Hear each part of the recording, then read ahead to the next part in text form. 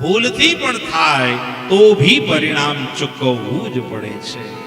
જાણતા કે અજાણતા કોઈ પણ પ્રકારના દોષ થયા હોય તો આ દોષની સજા એક યા બીજી રીતે દેવી જ પડતી હોય છે.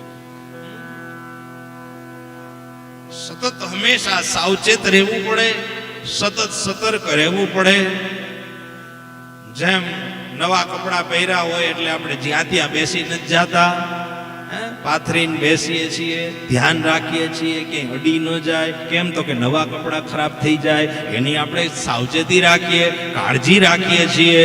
જો આવી કાળજી આપણે કપડામાં રાખતા હોઈએ તો આવી કાળજી આપણા દેહાધિક કર્મમાં પણ રાખવી જોઈએ કે જ્યાં ત્યાં આપણાથી કર્મ ન થઈ જાય. કર્મ પ્રધાન એ કર્મ પ્રધાન છે. અને જેવું ફલ, જેવા દાણા એવું ઝાડવું, એવા ઝાડવા એવું ફળ. એવું કર્મનું બીજ છે એ પ્રકારે એનું સ્વરૂપ લઈ લે છે. અને એ સ્વરૂપ લે એટલે એ પ્રમાણે એવા છોડ ઉગે, એ છોડ ઉગે એવા પાંદડા થાય, એ પાંદડા થાય એવું એમાં ફળ થાય, અને જેવું ફળ થાય એવો એમાં સ્વાદ થાય.